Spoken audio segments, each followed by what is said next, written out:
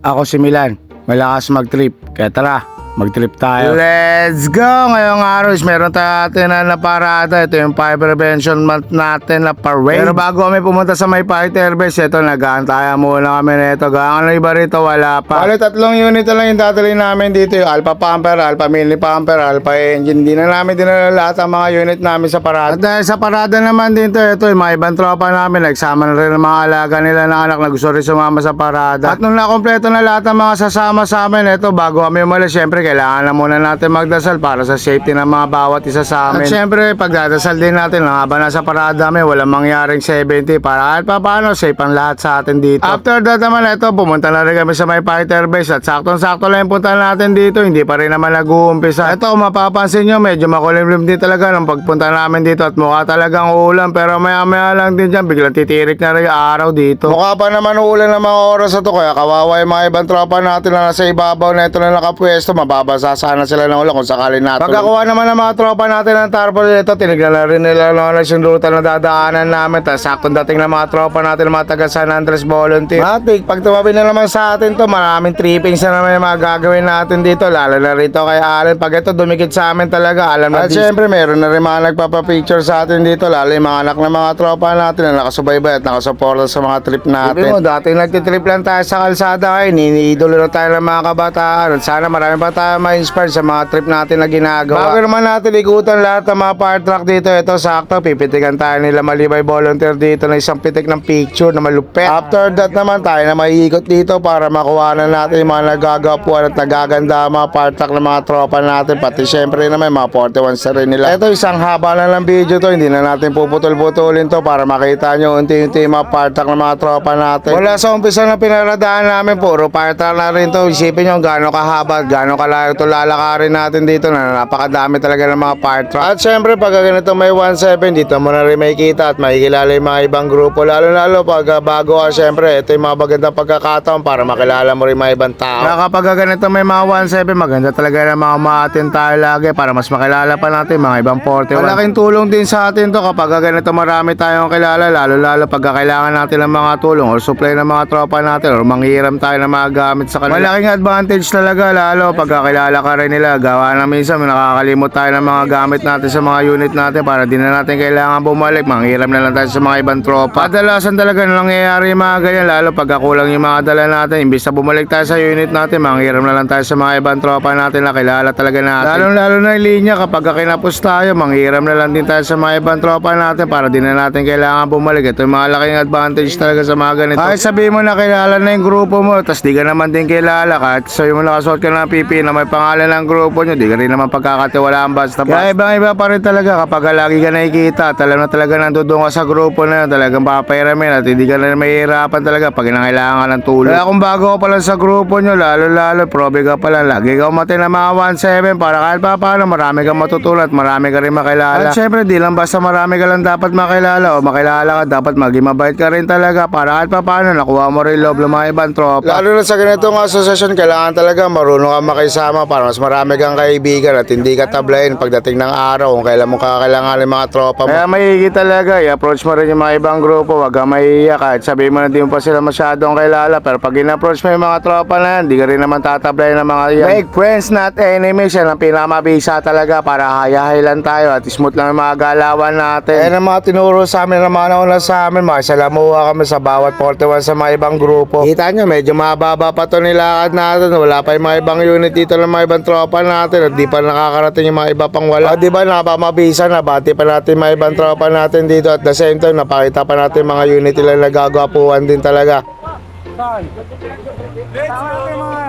Let's go! Hey! Yun! Aha! Let's go! Shoutout! Yun! Ito, natapos din natin inikutan natin. Meron pa sa kabilang side nito kaso din na natin nadaanan. Bago pala mag-start yung parada, ito meron pa silang program na ginagawa rito sa may tapat ng fighter base. Tamang trippings na muna tayo dito habang nag-aantay bago mag-umpisa. After naman magawa ng program nila rito, ito tamang trippings na tayo ng mga picture dito. Tapos ito habang nagpapapicture tayo, ang tagal dumating sa atin ang camera, kaya ito kami na nauna. Bago naman tayo bumalik sa mga truck natin, ito tamang video muna tayo sa harap nila. Di na nakasama yung mga iba na ito. Tapos ito pa-start na rin yung parada na ito. kaya nagbalikan na rin kami sa mga unit namin. Eto, sakto naman yung pwesto natin dito dahil sa dulo tayo at medyo na-late tayo ng dating. Dito na tayo nakapwesto sa may bandang harap na rin pero di kami lead car dito. Eto, medyo mahaba-habang biyahe rin talaga to dahil medyo marami tayo igutan na ito. Alas buong Metro Manila yung dadaanan natin. At syempre, taon-taon na rin ginagawa to ng asosasyon namin para lang di mapaalala sa bawat bahay na madadaanan namin ang buwan ng Marso ay buwan ng pag-iwas sa sunog dito sa Pilipinas. Kapag iwas sa sunog, hindi ka nag-iisa. O, diba? Napakaangas talaga. Pinagbabasa ko lang sa Google yan. Lagi tayo mag-iingat. Dapat din talaga sa bawat isa sa mga bahay natin tayo na mismo nag-iingat. Para kahit pa paano sa atin pala, naiwasan na rin natin yung sunog. Dahil malaking tulong din talaga yan para makaiwas tayo sa malaking trahedya. Kaya bago pumasok ang Marso, eto, gumagawa na rin ng paraan mga bawat asosasyon sa amin para lang di mapaalala sa bawat lugar. Kaya taon-taon na lang gumagawa kami ng fire prevention pa rin para lang di mapaalala sa bawat isa sa atin ang buwan ng Marso ay pag-iwas sa sunog. Kaya halos buong Metro Manila inikutan natin dito at mabuti na lang din talaga ang parada na ginagawa namin is Sunday para kahit pa paano iwas tayo sa traffic. At kapag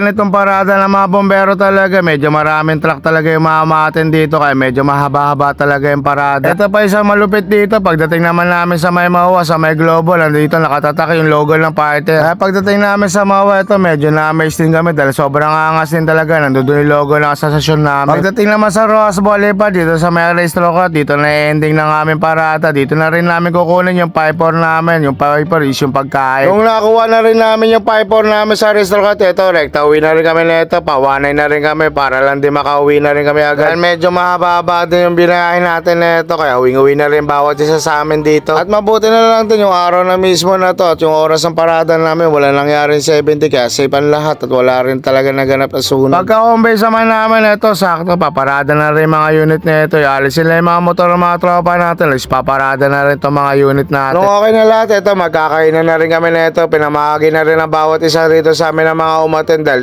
ilan lang din yung mga binigay sa amin at bilang lang din talaga. Nung nakakuha na lahat, ito, tamang empty na rin kami nito at dahil dyan, busog na naman ang mga beep. Bali, dito ko na rin tatapusin ang video na to. Lagi kong papaalala sa inyo na 10-0, keep safe everyone.